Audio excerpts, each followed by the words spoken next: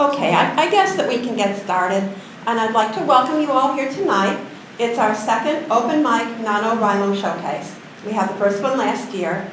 NaNoWriMo is over, and it's a chance for participants to share their work. Our writing group has asked us to do this last year, so we did, and it went so well that we decided to do it again this year. Many of the participants of NaNoWriMo are from our writing group, and in fact, the nucleus of the group was formed from the very first NaNoWriMo that we did several years ago. I don't even remember how many. I would say at least 5, 6. Anne remembers.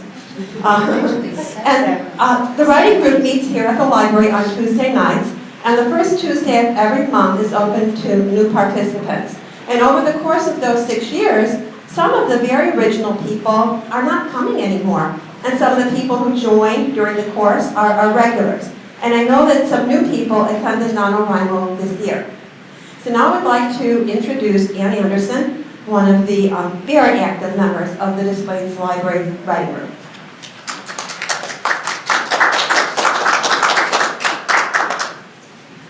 Thank you, Chris. Again, welcome to our second open mic, sponsored by the Des Plaines Library. They've been extremely supportive of us, and I think this is actually our 7th NaNoWriMo, and we've been together for 6 years. I want to thank Christine Posner for basically arranging all this tonight. She's been very supportive of us all the years we've been meeting.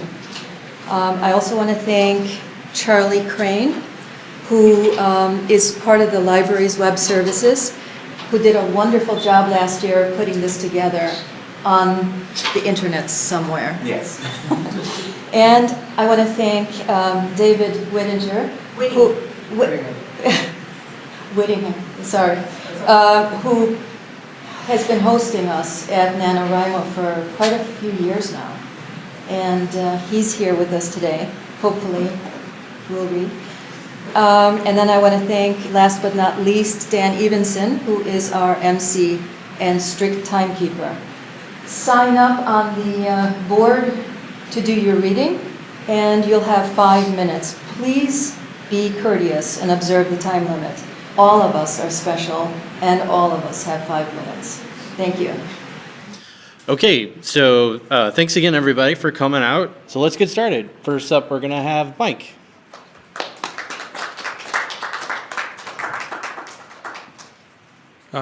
This is chapter 1 of a novel called Meet Muriel. The melodic voice of Lee Greenwood, and I am proud to be an American, nudged Colton from a deep sleep. I know that ringtone. He reached for his phone, knocked it from the orange crate nightstand onto the floor, and groped for it, eyes shut. When Greenwood wailed, "God bless the USA," Colton relented and opened his eyes, the bright face of his iPhone pinpointing its location. The caller information showed private.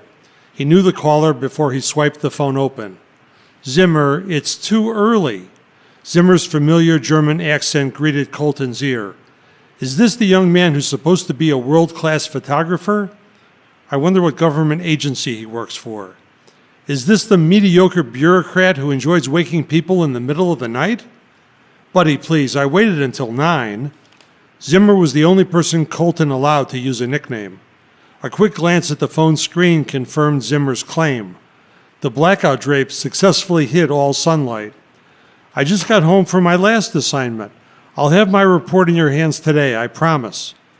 Colton had celebrated into the wee hours of the morning when he returned and found a letter announcing the acceptance of one of his butterfly photos by Birds and Blooms magazine. Evidently, the winged creature was thought to be extinct, and Colton's photo proved otherwise. After buying rounds of drinks for strangers but none for himself, the remainder of his forthcoming payment was destined for rent and utilities. I saw the photographs you took from the air over the California wildfires. Truly spectacular and useful as well. The government is lucky to have you, but that's not why I called. Wheels will be at your apartment in 30 minutes to take you to the airport. Colton had heard about Wheels, a cab company that had added dynamic dispatch direct from customers' phones using text messages. Another assignment already? Colton reached out to the far side of the king bed, his only furniture splurge. I need to do laundry. You didn't wear shorts to that California inferno, did you? Florida, 29 minutes. Colton tried to ignore the countdown as he imagined sandy beaches and white-tipped waves. Should I pack swimming trunks?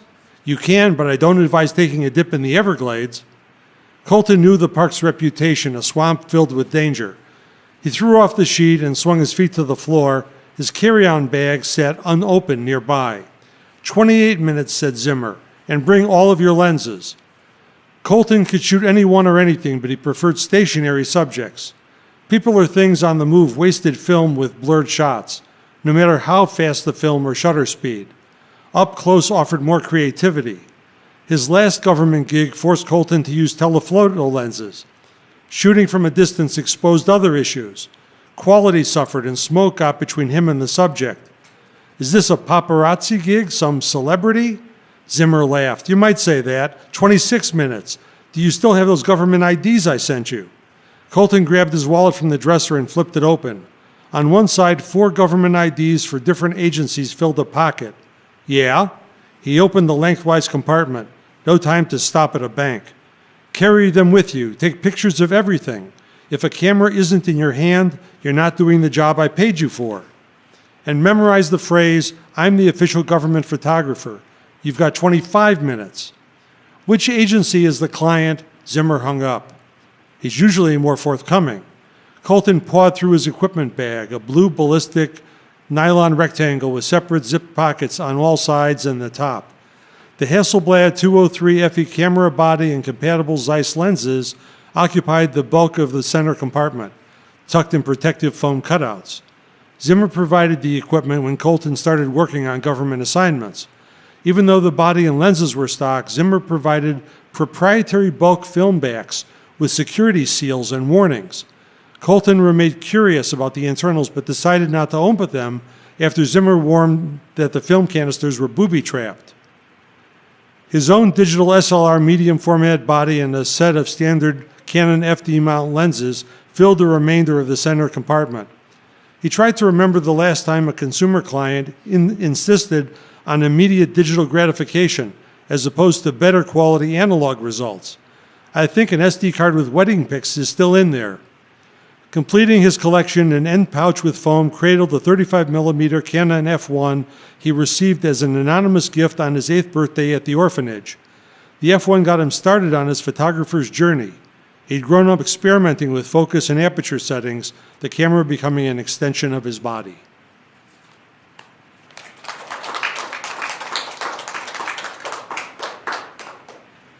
All right, thank you, Mike. Next up is Yoshinao.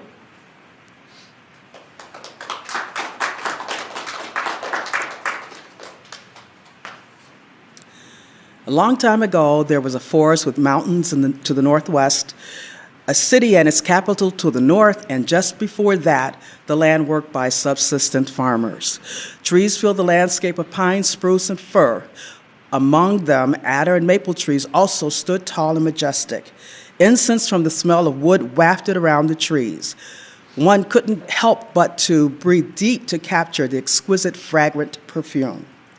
An abundance of berries grew on bushes near the adder trees.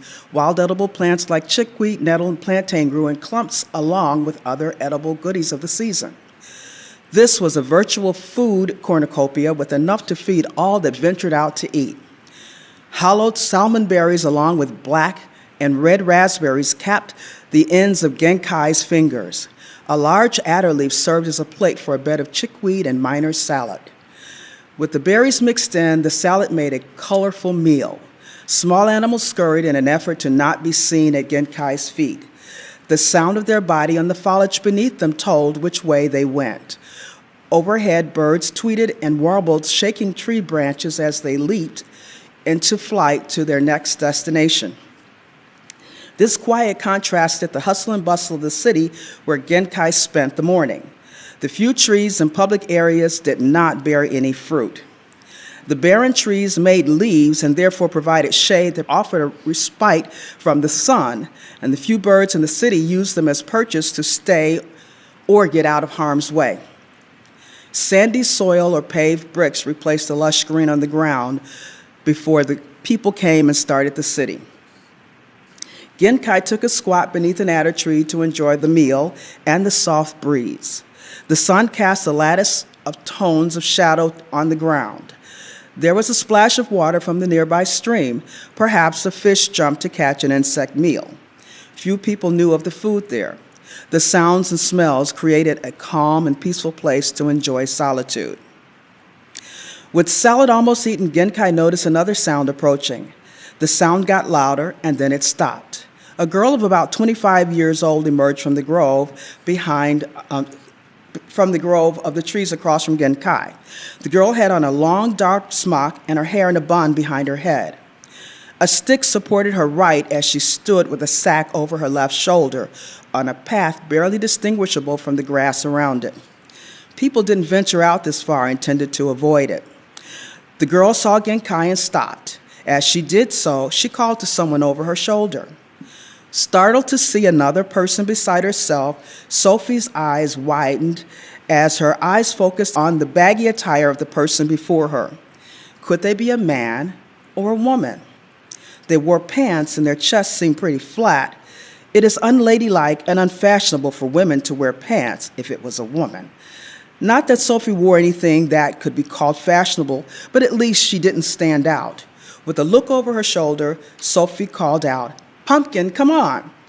A big orange-colored dog bounded into the clearing. Pumpkin loved the walk with Sophie and showed her appreciation by lagging behind to sniff all the flowers and plants along the way. She was in a squat of her own, but ran to her owner once she finished her business after hearing Sophie's call. She ran to catch up, but froze at the edge of the clearing at the sight of the stranger. Genkai finished the salad and stood to face Sophie and Pumpkin with the thought, why is a girl and her dog out this far? Sophie recovered from her surprise to speak a greeting. Genkai acknowledged the greeting with a nod of her head. "That's your Pumpkin?" Sophie smiled and nodded her head affirmatively. "Seems like a nice dog. Her coat is bright and shiny. A girl, right?" Again, Sophie nodded her head affirmative. "Thank you," Sophie hesitated to add sir or ma'am, as she still wasn't sure of the gender of the person she spoke to. They wore long hair with a face that appeared neither feminine nor masculine. Sophie appeared to be taller than that person, at least in her mind it seemed so. With the distance between them, she couldn't be sure. Why would anyone be here?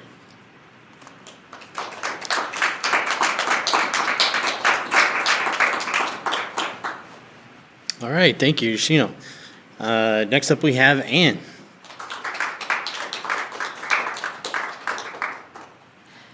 This is from a new section in the novel I'm working on. The city was still called the Peach for the fruit they used to sell all over the near galaxy before the core miners came. He told her that now they couldn't even grow mold. He was probably exaggerating, though from the look of the planet, maybe it was true. Air from outside flooded into the ship. The smell of a new place told a story. Here was no scent of peaches. This air smelled of baked clay, leather and dry like an old storage room shut up too long. Under that lived something organic, sweet and unpleasant, like death had come and stayed too long, and not that long ago. Maybe Bourne's nightmare stories had been too vivid. The peach made itself hard to ignore. Maybe she'd get used to it. Fortunately, the spaceport had enough small ship traffic, her generic loner didn't stand out. Some of the other ships' logos she recognized, but a few belonged to companies she'd never seen before, like the bright orange cargo ship with a burning black brick and 3 symbols on its side, maybe letters, from an alphabet she didn't recognize. Ugly, though. Hers was one of only 2 tiny trans loners out in the open. The numerous hangars probably held more. From what he'd said, wind here could rip apart small ships if they weren't protected. She'd not be here long enough to have to deal with weather, something she always tried to avoid. The giant red sun hung low above the horizon, but still beat down too hot. Her shadow stretched impossibly long, like a skinny giant. It reached the gate long before she did. Lorien headed for the opposite edge of town. She would have sat down closer to where he was, but that would be noticed. So she walked towards where the red dot showed Bourne, at least his blood. The blood marker hadn't moved since she landed. Hopefully, it hadn't bled out all over the floor somewhere. He could just be sleeping. That would make things simpler. At least until she tried to talk to him. Maybe she'd need to restrain him, maybe drug him, and then talk to him. He wouldn't like that much. She would, though. Problem was, this was his town, not hers. There were bound to be inconvenient friends or bystanders. He might not take well to her killing half the city just to get it back. Well, she needed to talk to him first, whatever that took. Her real problem were the thoughts that kept popping up, like his face. She didn't hate it, not anymore. Before, he'd only been a cold killer. That oversimplification was gone.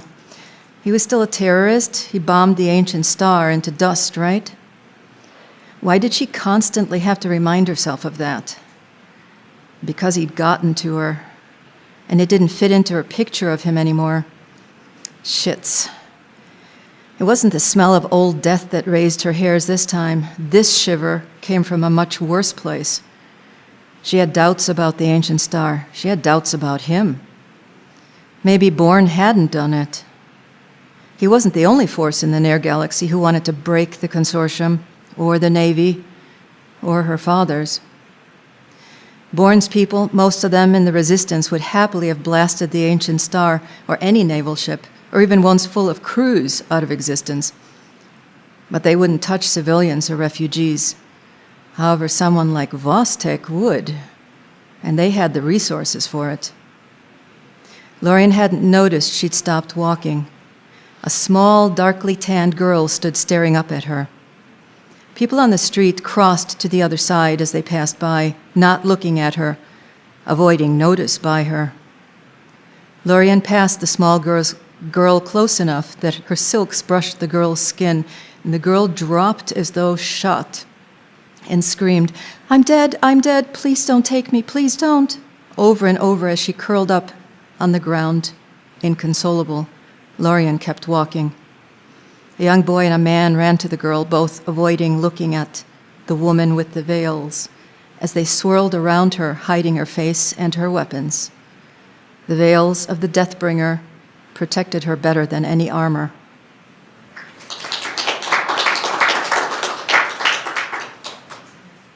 All right, thank you, Anne. And next up is me, actually. So I'm going to read a section from my new novel, which is currently titled Lost Arms. Staring out the window of the luxury helicopter, Reggie hid his smug smile. In the reflection of the window, he caught the little muscle on his dad's temple, keeping beat with the whispering pulse of the luxury helicopter's rotors.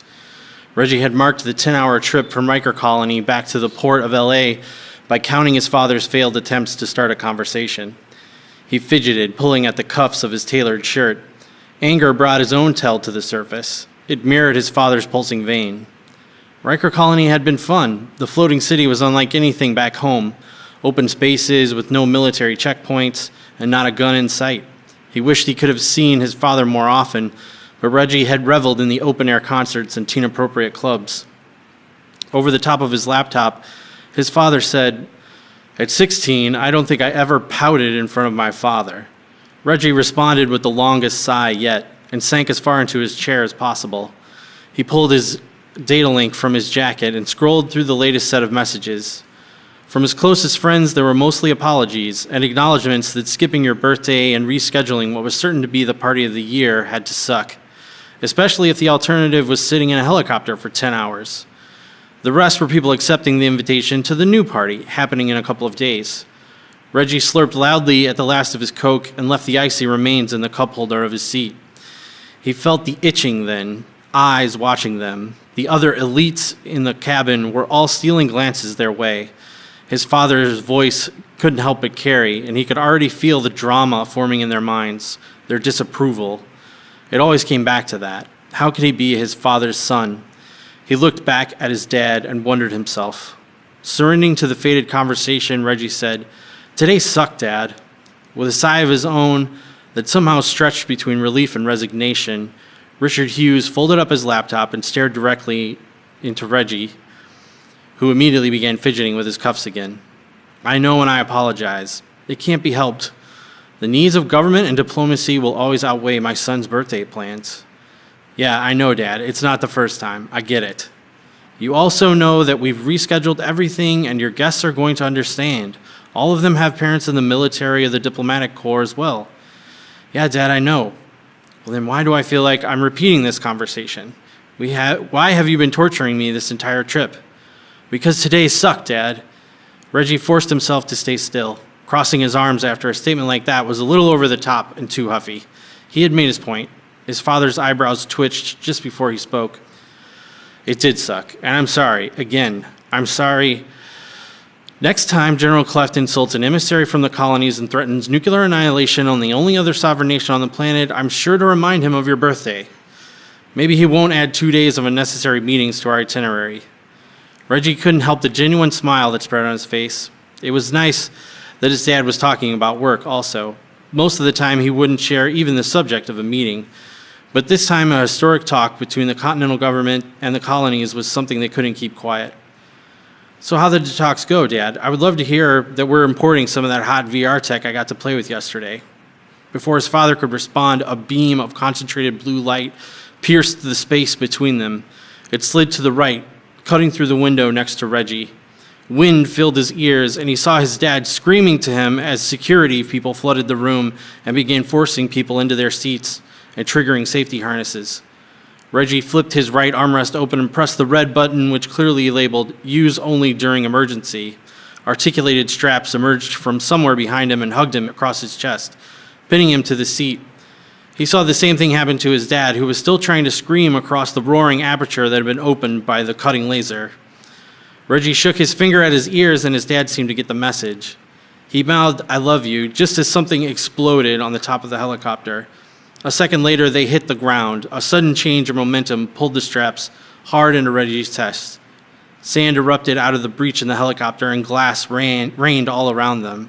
As the helicopter rocked to its final landing position, Reggie felt at his shoulders where the straps had dug in, just a soreness that was slowly spreading out to the rest of his body.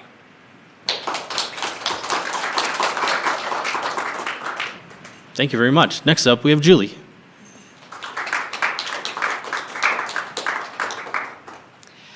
This scene is called Frankie Gets a Gig. Frankie hadn't heard the name Francesca Bellier since she was fresh out of college. Yet here she was sitting in the waiting room of an acting agency that had her resume and headshot. She had to dig through her mother's basement. Well, her basement too now.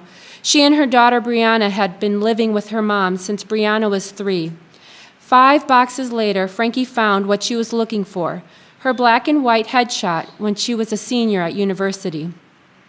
"Who's that?" Brianna had asked her. "That's me."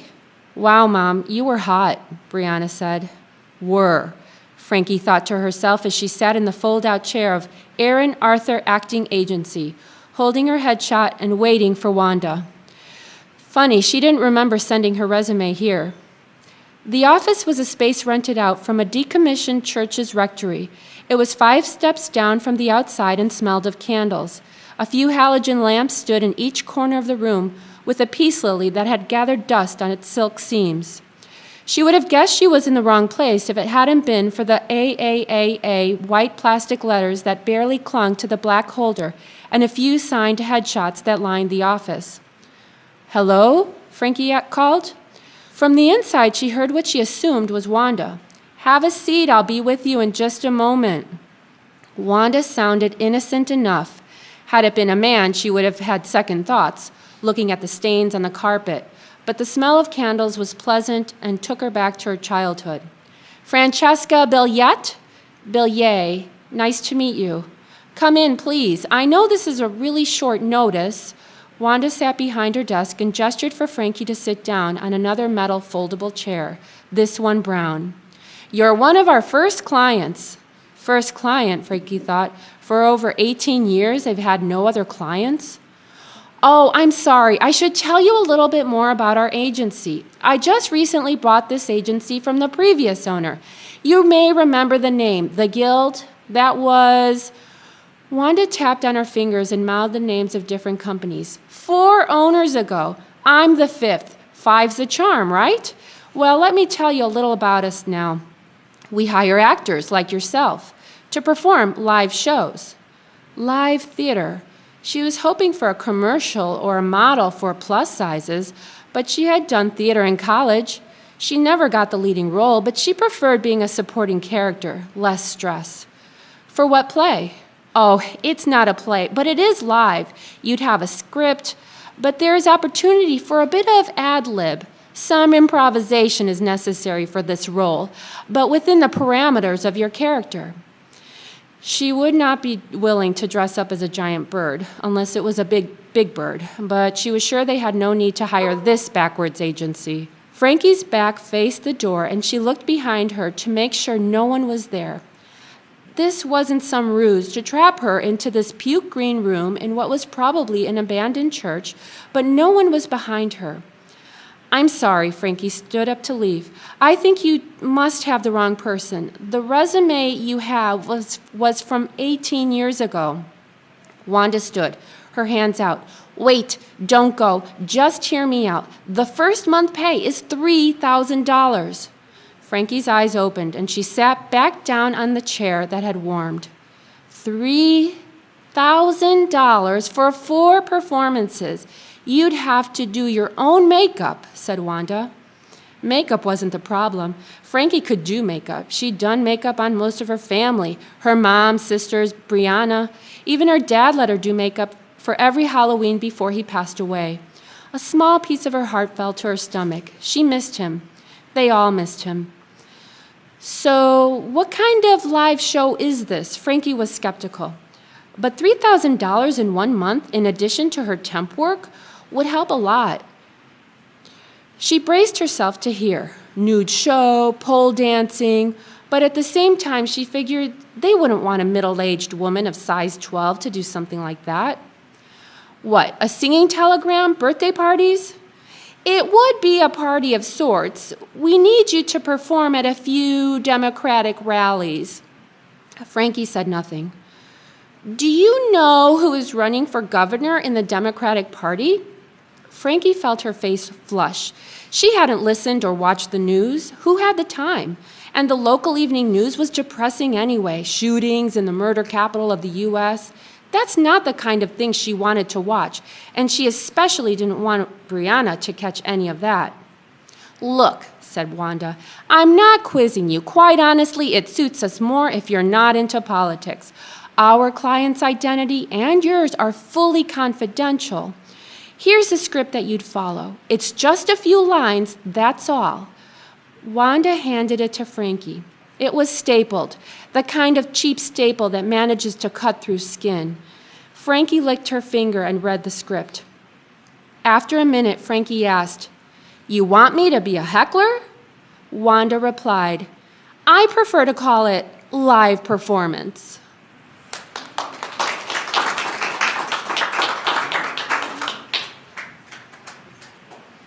All right, thank you. Next up will be Kat.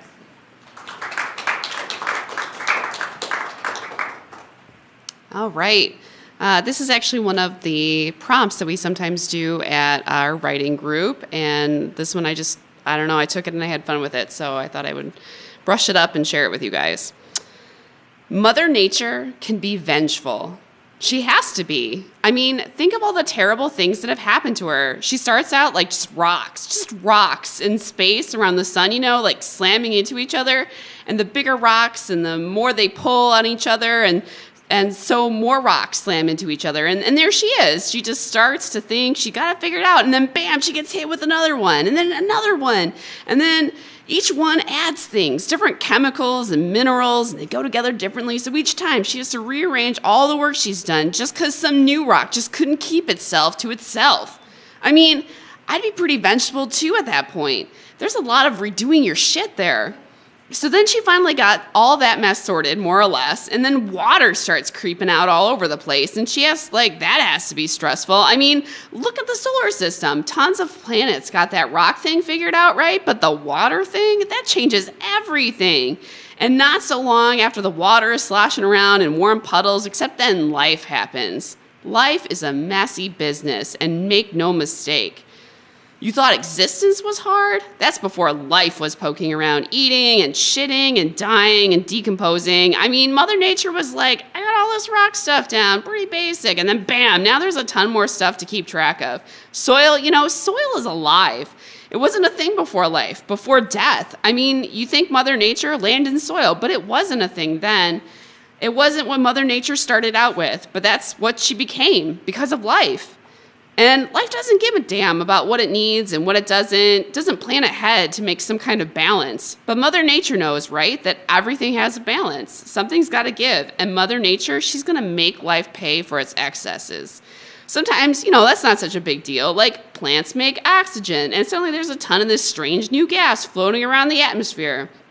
And Mother Nature's like, what am I going to do with that? That stuff's useless, dumbass life, mixing up my rocks. So the easiest thing to do, right, to deal with this waste product that this live thing made, right, the easiest way to deal with that was to make much more life that used that waste. I mean, good for us, right, that plants were already set up making tons of oxygen, and the fix was to make stuff that takes that plant waste gas, that's oxygen, right, and then makes it into animal waste gas, and that's carbon dioxide. But the plants take and strip off the carbon to make its leaves and trunks and roots and all that shit. Creates a crazy kind of balance, right? So that's how Mother Nature likes it. When it's in a balance and things feed back into one another, loops and equations and cycles, rain and wind and earthquakes and volcanoes, they're all just another mechanism for Mother Nature to keep her balance. I mean, think about wind. The thing about wind, with all that obnoxious water on the planet, the two mirror each other, and it's no coincidence. But more annoying than water is land, I guess, because look at the gas giants, right? They come in color-coded stripes of wind that just blow across the same way for hundreds of years. I mean, as far as we know, right, we haven't really been watching them for all that long. But seriously, pretty stable. Jupiter's got a hurricane that's been going on for at least as long as we've had telescopes, and no sign that it's going to blow itself out. So the balance works because there's not really solid stuff on those planets. Or, I don't know, maybe there is, and that's why that great damn spot is where it is. I mean, no one has a better theory, right? But whatever, we don't have stripes of colored clouds on our planet because there's a lot of sea and the wind and water are shooting along and suddenly there's a fucking huge piece of rock in the way. I mean, super fucking huge. So super fucking huge that it's not one rock. Instead, it's whole continents of different kinds of rock. So when the rocks rearrange themselves, like they do sometimes with quakes and volcanoes and fucking giant space rocks slamming into us, Mother Nature still is like, fuck you, I have to rearrange everything.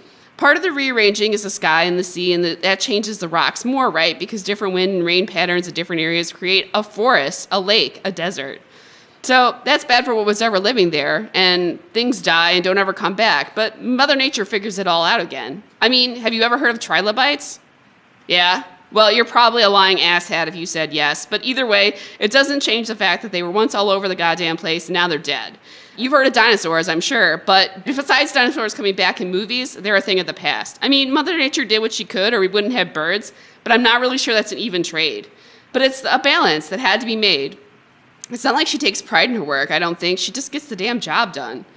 We, too, we're just one of her ways of keeping balance. But we're one that's run away with everything, and we're ruining her balance, cutting down trees, putting other gases in the atmosphere, taking oil deposits and making them into perfectly useless things she can't make into other things.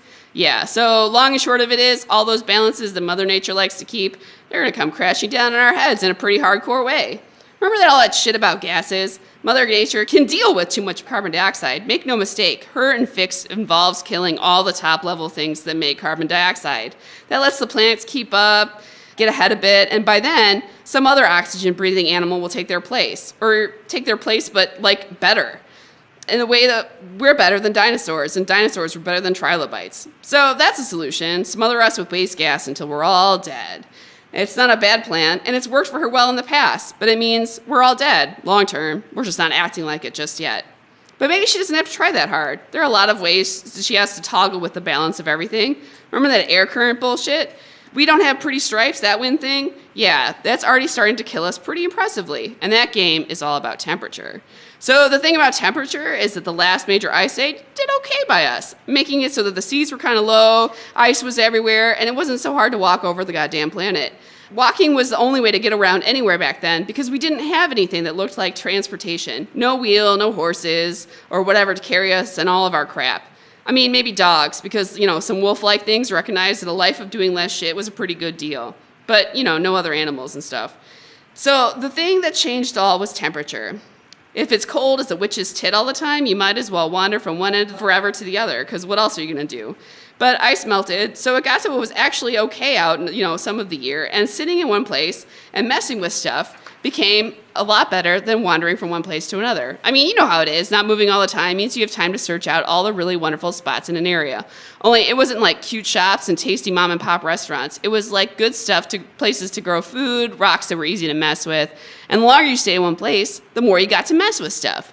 Only then, it wasn't putting gutters on the house and flowers in the gardens and shit. It involved houses and gardens and pets and inventing them. Yeah, those were all things that didn't exist much until the goddamn ice melted and it gave us a fucking chance. Thing is, since the goddamn ice melted, we're pretty much relying heavily on the weather not changing much. All those things that made those assholes that wandered across the ice so tough, yeah, we've lost all that. I mean, we have other things, literally. We have things that we own, but that doesn't make as much difference as you might hope if Mother Nature decides to get a little bitchy. And we said, Mother Nature can be vengeful. She has to be.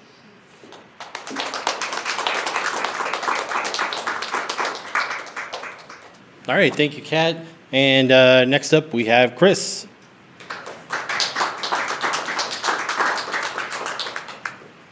This is the opening to the first chapter of my book, The Great Divide. Most people don't ever need to think about what they will do if they find themselves hanging upside down in a pine tree the size of a skyscraper, with no memory of how the hell they got there. For better and for worse, Michael Williams was not most people. Which is why he found himself contemplating this very question as he slowly came to. He groaned and tried to rub his aching shoulder. The sudden creaking and snapping sounds that came from below him immediately woke him up. He stopped moving, trying to become as still as a rock. His mind whirled as fast as it could, taking in the limited view. What the was all he could think. It looked like he was in some kind of evergreen tree. He risked moving his head from side to side. He didn't understand how, but it looked like he had fell from the sky and become lodged in the branches. Michael racked his mind, trying to remember how he got there. But try as he might, he came up empty. Only some blurry images and a bright light. Well, he didn't feel hungover, so he could probably rule out alcohol. Upon closer inspection, he realized his skin felt warm. Slowly, he moved his arm towards his eyes, every noise the tree made sending his heart moving at 100 miles an hour. Trying to regulate his breathing, he could see that pretty much all of his arm hair was singed and burned. The tree was cracking even louder now. Michael could see two different choices before him, moving up the tree or staying still and risk falling to his death. Wisely, he decided he should move. He saw a branch about 3 feet above him that he could try and grab, but he knew that if he missed, he would come back down on the original weak branch and then... Not a very comforting thought. Still, he had to try. First, he tried to raise himself as high as he possibly could, which really wasn't very high. He was seriously raw and bruised the longer he looked at himself. He could barely move at all. But still, he could move just enough. He could feel his heart pumping for all it was worth. He could hear the blood pumping, like each one could be his last. Michael prayed that those stories he'd always heard about people having adrenaline bursts in tense situations weren't just a total load of BS. A few deep breaths, some mental wrestling with himself over how idiotic this was, how he should think of a better idea, some well-chosen swears, and he leaped for the branch. It was kind of a good news, bad news situation. The good news? He successfully grabbed the branch he had reached for. The bad news? Despite how healthy it had seemed, turns out it wasn't quite as thick as he had thought. It wouldn't hold the weight of your average 17-year-old boy. It snapped clean off, sending Michael tumbling from his perch. Had he been thinking clearly, he would have invented some new swear words at that moment. He fell what he guessed was about 10 or 20 feet, hitting multiple branches before he was able to finally stop his fall. If he hadn't been sore before, he certainly was now. In fact, sore was an understatement. He didn't think he had broken anything, thankfully, but he had more cuts and scrapes than he can count. Blood was gushing into his eye from a wound. He felt it. It didn't seem that deep, but what did he know? He wasn't a medic. He pulled himself up onto the branch so he can catch his breath. He looked down to see if he could see the forest floor. The fact that he couldn't see it, even though he could see a good 30 feet down, was troubling. He had just fallen around 20 feet. He could see down another 30. Judging by the size of the branches, he was probably closer to the top of the tree than the bottom, given how thick they seemed to be getting the lower down he went. That made no sense. There was a whole lot about the world he didn't know, but he was pretty sure trees weren't supposed to come in this size. He looked up and grimaced. Man, he did not want to do this. He had never liked heights, even when he was a kid, but he knew he had to figure out where he was. So, ignoring his protesting body, he tried to find his inner monkey and proceeded to climb the tree. It took a long time, partially due to Michael's fear, but mostly it was because the tree was just that large. He had been correct when he assumed he was closer to the top of the tree than the bottom. In fact, he seemed to have landed about 2/3 of the way up the tree. But when that tree was about half the size of the Sears Tower, that didn't really mean a whole lot. And the branches just became more precarious as he got higher. Not to mention the wind, the very cold wind. Michael could feel the marrow in his bones practically snapping from the cold. If he ever got home, he would never go in a tall building again. After a half hour of exhausting and nerve-wracking climbing, he could finally see the top of the tree. Doing everything he could to hug the tree as tight as he could so he wouldn't fall, he looked around to see what he could see. What was out there made his stomach drop like he had been handed an anchor. Because there was one fact he knew for certain. Illinois did not come with mountains.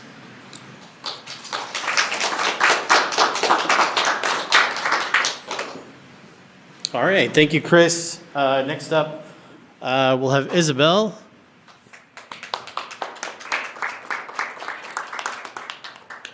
First, I'm going to read a short excerpt from my first fantasy story titled Love Unpredictable. Zephyr jumps up, her face is stern. I won't stay a minute longer. Darkness covers the windows and the sun no longer radiates down from the top. Thunder erupts and gushes of wind shakes the tent. Dawson holds her as she shivers. I'm here, don't worry. Am I causing this? Is this because of my anger? No, it's him. Is it the wizard? It's an evil spirit, but calls himself Damora, the great magician. Much more malicious than Muriel. A repulsive face appears in front of Zephyr's eyes. She steps back, finding refuge in Dawson's arms. The mouth and nose of the scary being melts into a grotesque picture of a wild boar, a quintessential ugliness, yet Zephyr focuses on the tears like pearls glistening, cascading down. Mystified by the sadness, she reaches out toward the giant face. I can stay longer if it makes you happy. Nothing makes me happy, the magician roars. Stupid girl. What do you want then? Exposing crystalline creeks of soaring mountains, igniting blazing fires in extensive forests, warming oppressed hearts, illuminating even the deepest parts, the giant mouth says. After a pause, it continues. Provide the answer to this riddle, and I'll let you live. Can you obtain your freedom, or does your imagination have limits? So the next, an excerpt from a poem titled Exposed, I wrote while visiting my mom in Hungary during this NaNoWriMo. This life can satisfy and release the pain within, anxieties of tomorrow, regrets of past mistakes and choices are exposed like a gaping hole. My heart is open and I fear no more.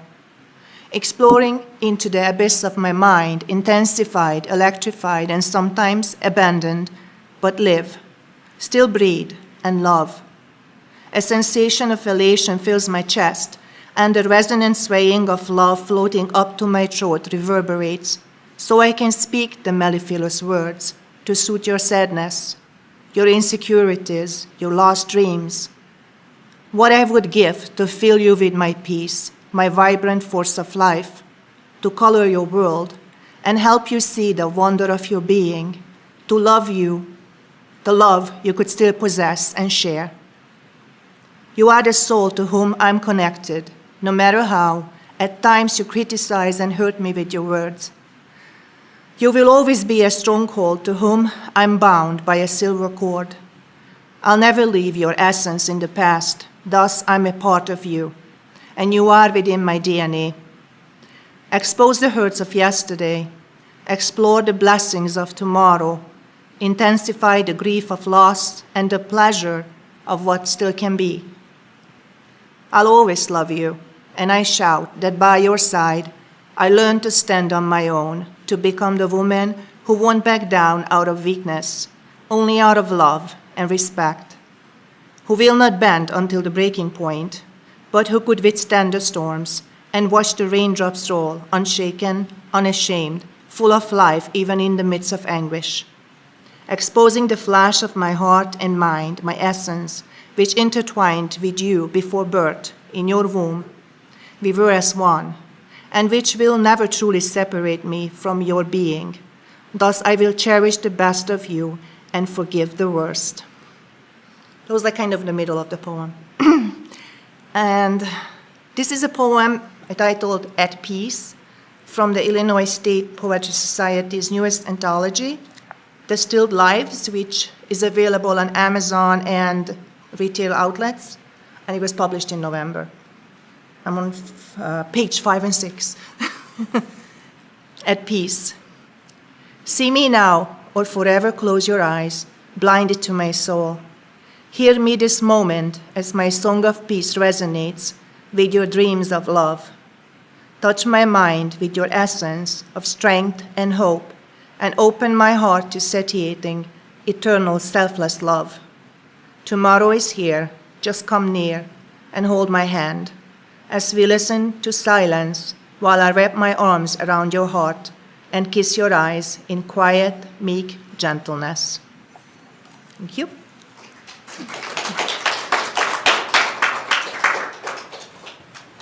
All right, thank you, Izabelle. So next up, we will have Anne again.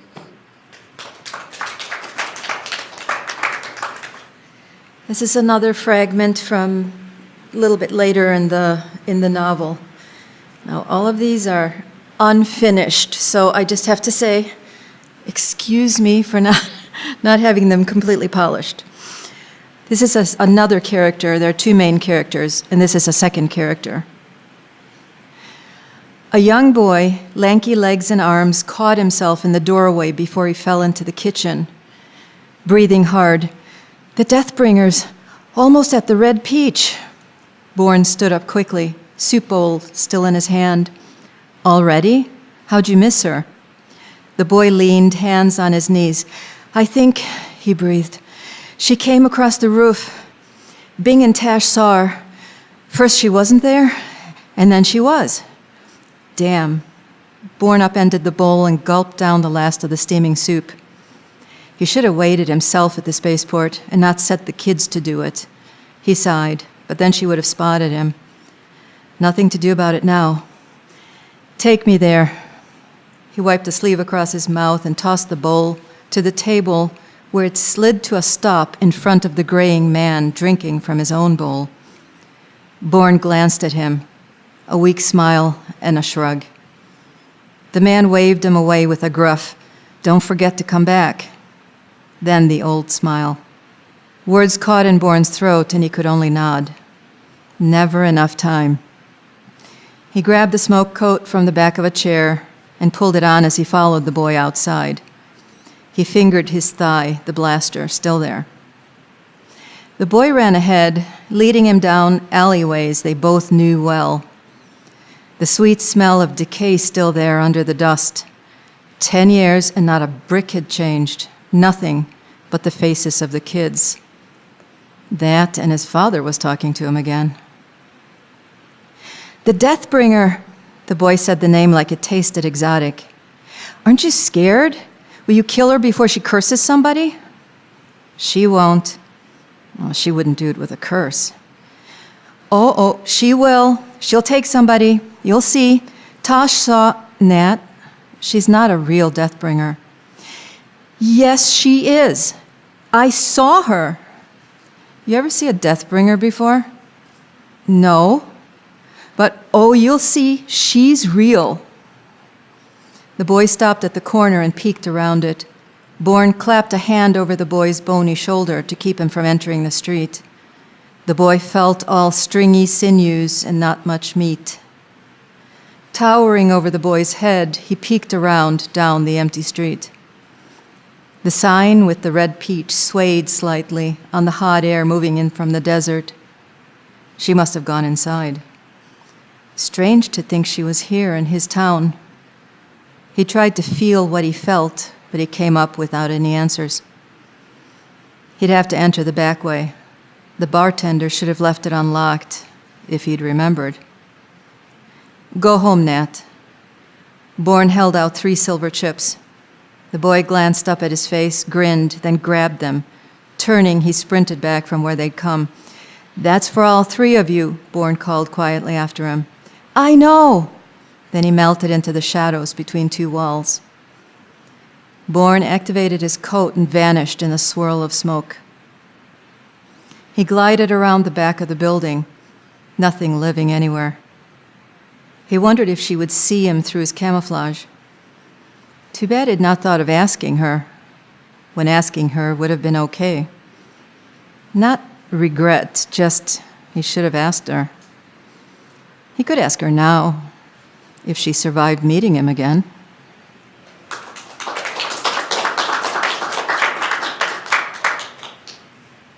All right, thank you, Anne. And next up, we have Mike again.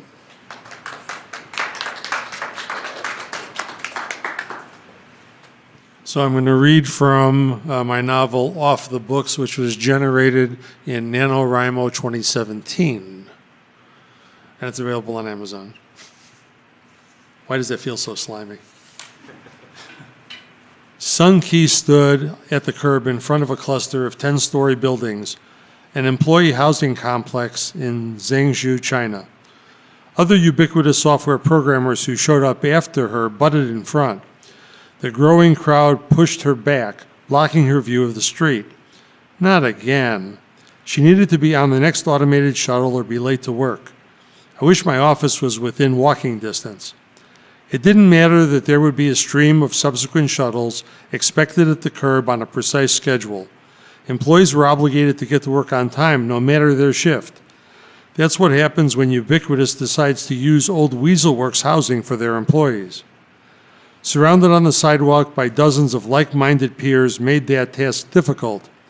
As her temples throbbed, she tapped into her Tao lessons to dispel the impending headache. No luck. Despite attempts to memorize portions of the text she carried with her, her emotions always overwhelmed their guiding precepts. Ki tapped her foot, keeping one eye out for her friend Wei. He makes tardiness an art form. Pressure of people at her back meant that taller folks than her had glimpsed the shuttle's arrival. Even on tiptoe, she couldn't see it. The crowd behind carried her forward, even though there was nowhere to go. When the employee in front of her shook his head, hair whipped across her face. She wiped it away and pulled errant strands from her lips. She heard the hiss of the opening doors before she got a glimpse of the vehicle. Bodies filled the box on wheels, but had not squeezed close. She stood at the curb waiting. There's room for me if they would cooperate. Can you move in a bit? Her voice sounded like a plea instead of a question. She considered aiming her shoulder at the throng and pushing, but such action violated acceptable behavior. I'm going to be late and will have to accept the consequences. Ki checked over her shoulder. Perched at the curb, she remained surrounded by other workers, resigned, waiting for a tardy trolley. Still no sign of her colleague Wei. Just when the sliding doors of the shuttle were half a meter from closed, Ki heard grunts and interjections behind her. Quang Wei ran past, brushed bodies out of the way, and grabbed her arm. The shuttle doors bounced open upon impact with his shoulder. Excuse us. He plowed into boarded passengers who were forced to close ranks. Good morning. Wei delivered his greeting stone-faced. Passengers on the shuttle, more tightly packed, grumbled and stared at the couple. Wei ignored them. I should thank him, but I don't want to reward him for being late. Ki's body pressed against Wei's when the other passengers leaned and swayed with the gentle motion of the shuttle. Their relationship didn't support physical intimacy, but she inhaled his black licorice scent. Her face warmed and she suspected it had reddened. Maybe someday when he opens up to me, our relationship can become more than friends. But now he needs to be scolded. Good morning, my eye. Are you intentionally trying to get us into trouble? Key expected that they were under close scrutiny as new employees. She'd seen soft, smart graduates vanish just weeks after getting hired. I wonder what they did or didn't do to lose their jobs so quickly. I have to keep mine. Her boarding experience reminded Key of the day they reported to company training after graduation. She was aboard a shuttle and hit the door open button when Wei arrived a split second for missing his ride. She marveled at his angled and tan face, his broad shoulders and muscular arms, not to mention his bald head. With my bowl cut, even I have more hair. His physicality, the opposite of her own, reminded Key of heroes in classic action films, wasted on a sedentary job. His serious demeanor made him look angry, even when he was happy inside. Her relationship with Wei wasn't deep enough to presume on. Catch-22. He'll tell me more about himself when he gets more comfortable, but he won't get more comfortable without sharing. She depended on safe topics, like their experiences at SoftSmart.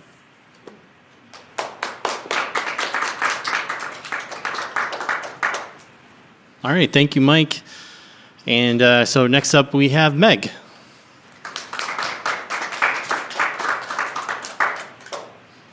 Hey, this is a children's book that I wrote. It's pretty short, so I think I'll read most of it. It's called Ishmael Finds a Home. It's today, Ishmael flew around with glee. Once every zipper was old enough, he or she was sent out into space to choose a planet. This was a big choice, because picking a planet meant picking a home for the rest of your life. Today was finally Ishmael's day. He wasted no time in setting off on his adventure. It didn't take him long to spot a faint, blinking light in the distance. A planet, Ishmael knew at once. He zipped off toward the light, dodging shooting stars with super speed. In a matter of minutes, Ishmael was close enough to the planet to see what it held. He first noticed a huge brown fence that erupted from the ground and ran around the planet entirely, separating it into two sides. What lay behind the fence on either side looked like two entirely different worlds. On one, giant buildings made of metal and glass stood tall. Since there was no room on the land, the concrete streets had to be made above ground. It was a magnificent city.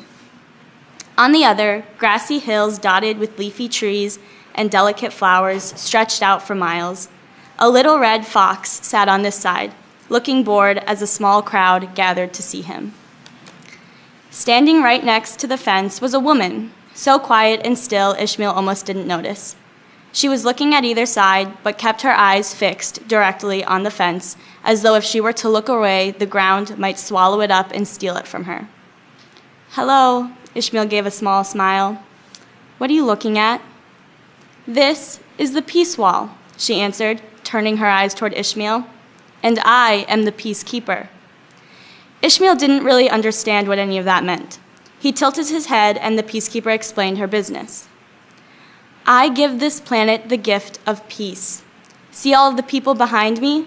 They never worry. They are never guilty or ashamed of their inventions or technology. And in front of me, these creatures are never troubled. They are never frightened or cramped." The peacekeeper turned up the corners of her lips in pride. "This planet would be a mess without me."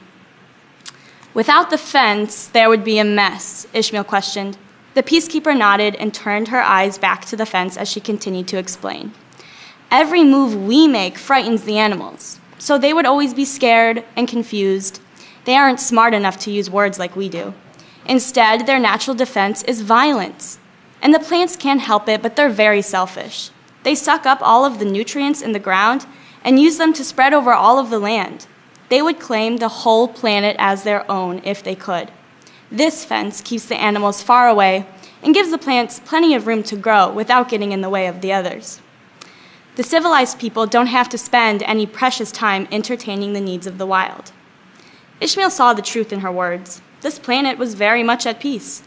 But he didn't think he would be happy here, living in the busy, gray city, looking through a fence to see a glimpse of beauty. "No, this is not the planet for me," Ishmael decided. He thanked the peacekeeper and flew away. Before Ishmael had time to give the peacekeeper and her fence another thought, he spotted a light blinking just to his left. Another planet! He zoomed through space faster than before, ready to see if this was the planet for him. But his excitement faded as soon as he landed. This planet looked like a ruin of the bustling city he had just seen before. The only thing it had besides dirt was a single building, made of stone and falling apart at the sides. A piece of paper had been taped above the front doors, which read, "Library of Memories." Ishael thought that seemed strange. There was nothing about this planet he would want to remember. But because he is a very curious zipper, Ishael opened up the doors. Inside the library, enormous bookshelves stood up in rows and lined the walls, all reaching up to the top of the high ceiling. In the middle of the building, a large table sunk under the weight of many books, large sheets of paper covered in drawings, and little wooden boxes. Ishael tiptoed quietly near the table and peeked inside a box. His eyes opened wide when he saw all of the skeletons it contained. Some were large and in one piece, some were small and held together with glue. All looked like they belonged to different kinds of animals. The drawings next to the boxes were of animals and plants of all kinds too. "These must be the memories," Ishael whispered, reaching down to brush one of the bones with his finger. "And I am the memory keeper," a little man bustled out from around a bookshelf, nervously checking the contents of the table for a scratch or a smudge. "I'm sorry, I was just trying to figure out what all of this is." Ishael hoped he hadn't ruined a memory. "That's what I'm trying to figure out," the memory keeper muttered. "It's like a puzzle. Every day I find a new piece. An old bone buried under the dirt, a dried leaf cracking under the sun." Ishael nodded. "Some puzzle. It looks like a lot to do on your own. Is there anyone here to help you?" The memory keeper shook his head. "The people must have left, I suppose, off to another planet after they realized all of the animals and plants were gone. When I arrived here, there wasn't a single person in sight, and you're the only one I've seen since. But I'll keep searching on my own. Someday I'll find the biggest fossil here. I'll recreate the best animal out of its bones." "And what will you do then?" "I'll find an even bigger one. I'll piece together the entire history of this planet." "And what will you do then?" Ishael questioned still. "You can't watch these animals play. The drawings of trees can't shade you in the summertime. They're just things now." "Play? Shade?" The memory keeper grabbed a pencil and paper and began writing down Ishael's words. "Is that what they did? Do you know more? Is there a book I could find this in?"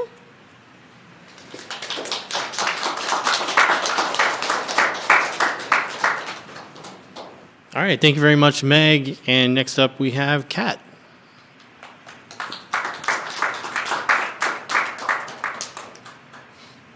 All right, this one's a very short flash fiction I wrote. "Reading is important, Amanda. You need to try your best." Miss Brett made her disappointment clear with her tone of voice.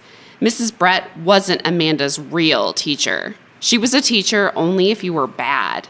Mostly, she was a teacher for Sean and Alec and the other boys who pushed and yelled and pulled hair, but she was Amanda's teacher for reading. It was because she was bad. Like, she didn't know it was important. She did know. She couldn't not know. Reading was so important that John, who sat next to her, had to partner read everything to her in science and social studies time, and sometimes even in math. John's reading book had so many words on the page, the pictures hardly had any space, all caged in by the little marching lines of words. Partner read meant that he got frustrated while she was trying to string sounds together, so he read it all to her really fast so she couldn't even listen well. No one else had to partner read except Tommy, but Tommy was really stupid. Not just he couldn't read, he would start shouting random non-words when the teacher was in the middle of talking or during star student time when someone was sharing what they were most proud of.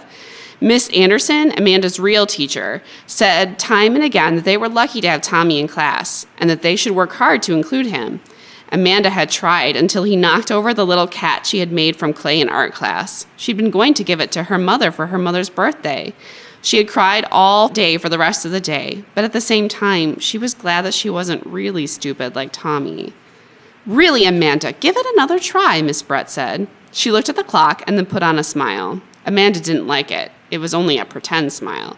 She looked down at the page so she didn't have to see the make-believe encouragement. Amanda stared at the letters. She knew all the letters. She could say their names. Their names stayed the same, always. It was their sounds that were tricky. Always changing with some crazy rules that everyone else seemed to know, but she never did. She wasn't stupid, so she could figure this out. B-R-A-N. E-A-D. E was one of the trickiest. It always seemed to hang out everywhere all the time, and most of the time it didn't make any noise. It wasn't very friendly. Everyone was supposed to take turns talking. What was E's problem? But no, there were patterns. If other people could puzzle out the rules, so she could she. Think of other words, other times those letters were together. B, no trouble. An R, too. Always the same. Just had to make them slide together when she said them. D at the end only needed to be nice and clear. It was the middle letters that were hard. E next to A. Like that was a pattern. Like eat. They had a spelling pattern a few weeks ago. Seat, beat, treat. There were tons of those words. Breed, Amanda pronounced proudly. Mrs. Brett made a little huff sound. You should know that's not the right word. It doesn't fit with the rest of the sentence. The rest of the sentence? Amanda had so many problems with just the one word. After all of that work, after the string of letters that couldn't even follow their own rules, how was she supposed to remember the rest of the sentence? She glanced down at the rest of the words and then pleadingly back up. She had done them, painfully labored through each and every sound. She was on the last one. She couldn't start all over again. She just couldn't. Miss Brett sighed, then pointed to each word as she said, Sam gave his mom the milk and the bread. Really, Amanda, would breed make any sense there? That was it. She wasn't stupid. They must be stupid. Reading was stupid. Reading is stupid, she said. I won't.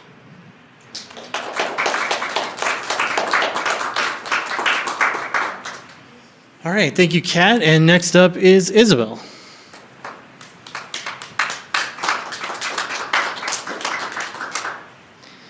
This is a very short flash fiction called Fragments of Bones. The stones like sandpaper file away the skin of my palms and scrape my fingers by their rough texture. The sun beats down and the rocks radiate heat like a stove, where the fire was set inside before the blaze swallowed the whole house. Fragrance of bones and ashes, that's all is left. My hands are still colored with black. With her ashes condensed into a small coffee canister sitting on my lap, I peer toward the ocean but can't see the blue waves. I can only imagine. I picture how they must reflect the cloudless sky of a hot summer day. Wings flutter above, breaking the tranquil sound of the wind. My eyes turn toward it. I expect a seagull. It's a white hawk. The bird lands near me, and its clawed yellow feet rest, gripping into the veins of the stone as he stands. His feathers like snow sparkle. The tips of his wings are blackened like a night without the moon. If I reach out, I could touch his charcoal beak, as if caressing her face. My wife. Is it you? I ask, looking into the hawk's gaze of coal, yet seeing the green of her irises. His beak turns into her plump red lips. I loved you. My voice trembles as he lifts into the air. He hovers above me for a few moments, wings flapping, then he flies, soaring high. I place the can in the sand between my feet and stare down on my hands. There is a dark residue covering both, gunpowder. The ballistic report said these hands pulled the trigger. Can it be true? But I'd never fire a gun. I imagined a revolver in my hands, and I watch my index fingers move inward. Then I picture my wife's head with a vermilion-colored streak running down her left temple. The makeup artist didn't do a good job, the one my sister hired. The hole gaped, still visible, near her left ear. Can I sue him for malpractice? Is that even a thing? My wife is dead, and a hefty settlements wouldn't bring her back. It happened too long ago, anyway. The statute for that has probably run out. Time didn't register while in the asylum, but I know they locked me away for 5 years. She lay in the coffin, and I brushed my fingers over the cold, grayish hands. "Don't touch," she said, her eyes still shut closed. Her lips didn't move, but her voice cracked inside my ears as icicles. "Murderer." I pick up the coffee can again. They handed her to me in a fancy urn, fit for royalty, but I transferred her ashes because she loved coffee the most, more than she loved me. I opened the can. I can still smell the caramel scent as I examine the powdery substance and fragments of bones. I pictured her grabbing her silk robe. She covered her naked body and stood in front of him. "Get out," she shouted. Her voice reverberated in my tired ears, her glance a poisonous spear, piercing between my ribcage, aiming for my heart. I stood frozen. "This is my house," I said, staring at her in disbelief. I worked hard to provide, and he claimed to be my friend. Why did she? My muscles tightened, my nails digging deep into my palms. How could he? Rushing over to the nightstand, she grabbed the revolver I wasn't aware we owned. I saw the glimmer of the black metal in her hands. Bang! The sound erupted, and deafening darkness set in. I stand and walk toward the waves. I want to sprinkle her ashes on the glass sheet of the ocean, spreading it out like a blanket, once comforting but now a frigid reminder of betrayal and guilt. The wind dies down and transforms into a gentle breeze, not enough to scatter her remains. But she must go. She's been haunting me for too long. The time is now for me to live again. She had appeared each night while they locked me away, no doubt for a valid reason, to torment me and make me pay. But I figured she'd leave once I got out. Yet she's still here at every motel room, in every state, pointing a finger at me, asking why. I can't give her an answer. I don't know.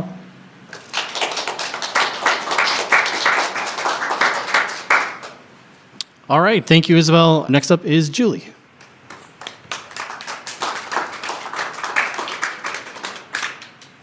This is a story, it's for a picture book, so around ages 3 to 8, and it's called The Three Winds.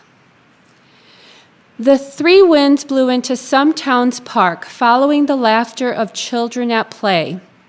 On that hot and humid summer day, people big and small welcomed the winds.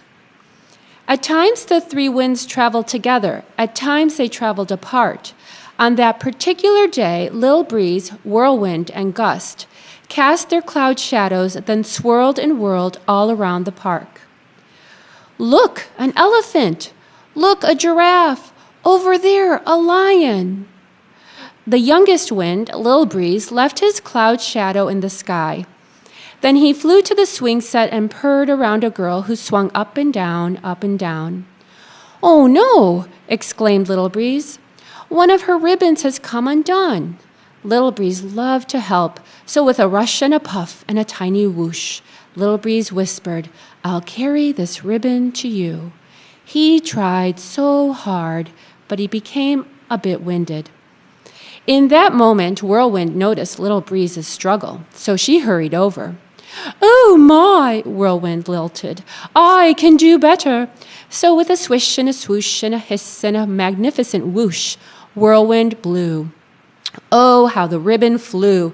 It twirled and whirled. It danced and somersaulted, so much that the little girl jumped off her swing. Squealing with joy, she chased the ribbon, and her mother chased after her. Whirlwind didn't stop there. "That kite needs me too," she sang, and off she went with a whiz and a woo. Lil Breeze sniffed. "My whoosh just isn't enough," he thought as he listened to the joyful laughter below, and his cloud shadow puffed up. Gust did not approve. "Oh my," he bellowed, "I can do better. One ribbon just isn't enough. More ribbons for the girl, more, more, more." With a howl and a growl, a groan and moan, ribbons thick and thin flew from every corner of the town. "Look at all those ribbons," Lil Breeze sniffed. "You ruined my show," Whirlwind wailed. Your show, Gust blasted. The girl just needed ribbons. Must you always be the center of attention? And his cloud shadow darkened. Oh, Gust, you're such a bag of hot air, Whirlwind whined. Take cover! Run! The people, big and small, ran against the winds towards their homes. Families slammed their doors and shut their windows. The three winds wailed, and their cloud shadows cried.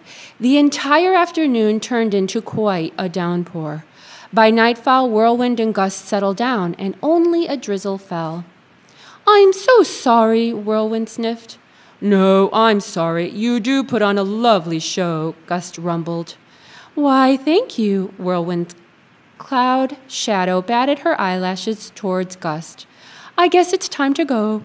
Ready, Lil Breeze? You go ahead. I'll catch up later, Lil Breeze sighed. So Whirlwind and Gust whooshed away. Lil Breeze nestled himself in a tree outside of the girl's home. He tossed and turned, wishing he could make the children squeal with laughter like Whirlwind. He wished he could be powerful like Gust and warn the people of rain. He wondered why he wasn't enough. Lil Breeze took deep breaths. Inhale, exhale, inhale, I am enough. Exhale, I am enough. He practiced all night until the birds chirped and orange filled the sky. Lil Breeze smelled jasmine, so he rustled the tree's leaves. One by one, windows in every home opened, including that of the little girls. Lil Breeze inhaled. Pancakes. He hustled to the window and watched the girl eat her breakfast. Oh no, she's still missing her ribbon. Lil Breeze flew to the park. Ribbons, kites, branches, and leaves littered the ground below. Where is it? He whispered. He would not stop his search. There it is. Lil Breeze rushed to the ribbon, and with a whoosh and a swoosh, he guided the ribbon through the kitchen window. My ribbon, the girl laughed. Her mother laughed too, as she tied the ribbon on the tip of the girl's braid. Lil Breeze inhaled and exhaled. He spread joy as well as the scent of jasmine and pancakes throughout the town, and people, big and small, welcomed Lil Breeze on that cool summer day.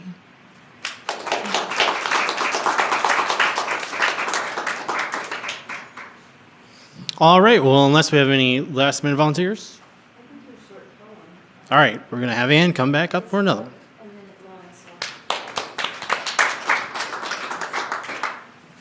This was published by Moonstone Arts in a chapbook called Resisting Arrest. It's called Awake. My cat wakes me, and I stretch in filtered sunlight. Morning edition plays on the radio. Her smiling voice cools for 32 people shot this weekend. One by one, it's Chicago. 3 people dead, some injured, barely, or with massive family-tearing complications. Summer numbers bleed high enough to leak from the radio, but seasons don't matter. More will weep. It's Chicago. She tells us about the neighborhoods where vegetables are exotic species, in the food deserts of the South Side where more people die from heart disease, and women take 3 buses to the imaging center where the X-ray is read by generalists because breast specialists don't go there, and more women die from cancer. The uncle stands with both arms around the mother. Producers dial down the volume of her weeping as he answers reporters from the other side of the do not cross tape and describes the wet hole behind her ear where her dreams leaked out. It's the same story. It's Chicago. But nobody's been arrested except that black kid on the corner with the spliff. I stroke my cat. It's all I know to do.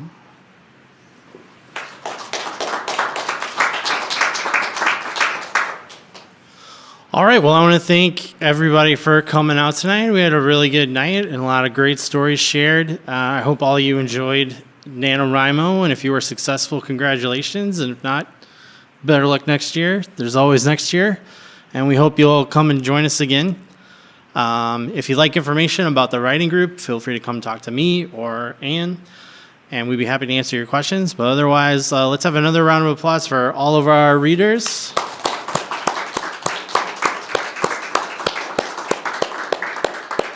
And have a good night.